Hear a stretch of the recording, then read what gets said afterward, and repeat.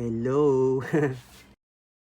Time check, 8:50 PM na at back to work na ulit. After ng ilang oras na paglalakad sa Baclaran, pasok muna ako ulit. At napagod ako kanina, sumakit yung paa ko sa dami kong pinuntahan. Pero worth it lahat ng pagod par, nakahanap ako ng kwintas na regalo ko para kay Ermat at masaya ako kasi naging masaya siya par. Yun yung pinaka-importante talaga sa lahat. Yun, pahinga muna ako dito mga 5 minutes bago ako mag-time in. Let's go. Time in na tayo par. Nakapag-time in na ako para dito na ako sa loob at ito ang bumungad sa akin ngayong gabi. Ang daming bagong dating na item mula sa Ocean Shipping. Pasok tayo sa loob. Wow.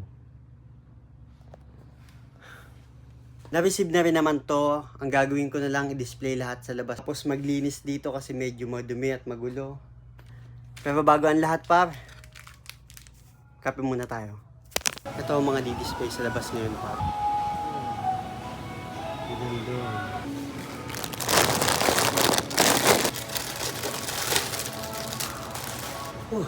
Init.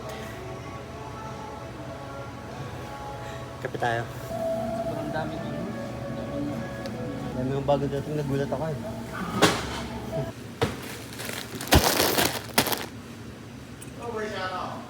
Nakapag-display na ako sa labas par. Dito muna naka sa loob.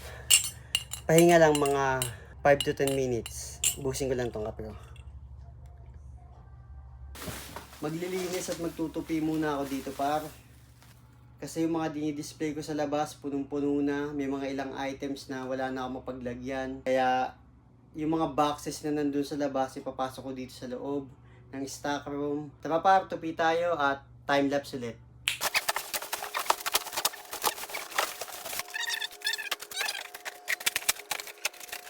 Ang laka ng box yun.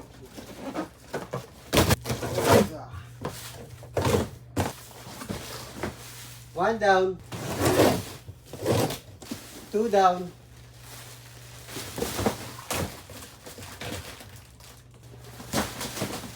Three down. Yun, content box na lang yun. Ito, ilalagay ko na lang lahat yung mga basura sa may sako.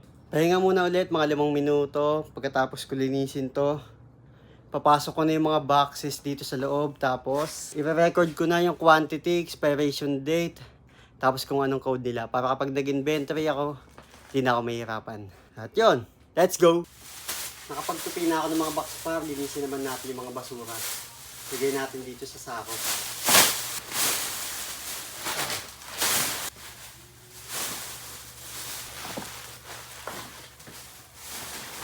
Almost done na.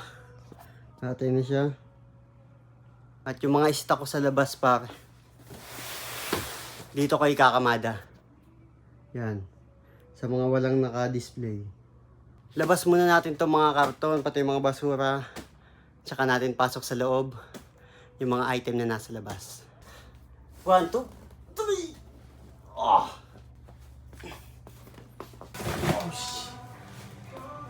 Dahil pang kalat dito. Pero lilinisin ko mamaya yan. Labas muna natin itong box. Ang bigat. Whew! After mga 30 minutes, eto na siya par, malinis na. Diyan ko ilalagay yung mga stocks ko. Kunin natin yung mga item ko sa labas.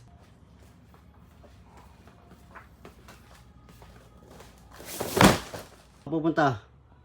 Saan pupunta? Saan pupunta ha? Saan pupunta ha? Mamba, nagugulo ka na naman ba ha? Doon sa labas day, may gagawin ako dito. Yeah. Okay na. Oh! Sabi ko, doon ka muna sa labas ha? May gagawin dito sa loob. Ito na yung mga boxes sa labas para iilan lang naman siya. Naka-display kasi sobra-sobra na kaya napag-decision kung ipasok na to lahat sa loob. At may bisita ako ngayon dito. Par, start na tayo par. Gunting tayo ng mga papel na ilalagay ko dito. Sa mga code, expiration date, tapos quantity.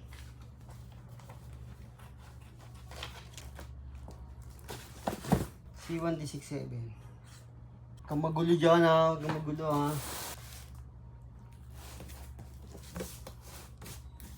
Ito na yung code par, expiration date, tapos yung quantity niya. Lalagay ko ngayon dito. Lalagay ko ngayon dito. Lalagay ko ngayon. Yan. Ayun na siya. Para kapag nag-inventory ako, titignan ko na lang dito. Order muna ako sa Sunny Place. Kasi may order sa labas. Dito ka lang ha, bantayan mo ha. Siya muna magbabantay ko. Dito ka lang ha, bantayan mo muna to ha. Deliver muna sa Sunny Place par. Delivery area. Hintay na lang natin si customer dito. After 30 minutes na pag-aantay sa Sunny Place par, nakabalik din. Tuloy na natin itong ginagawa ko. 6 months. 11.29.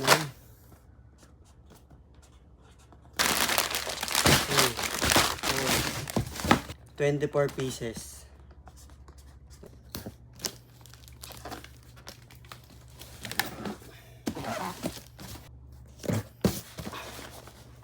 Okay na siya par.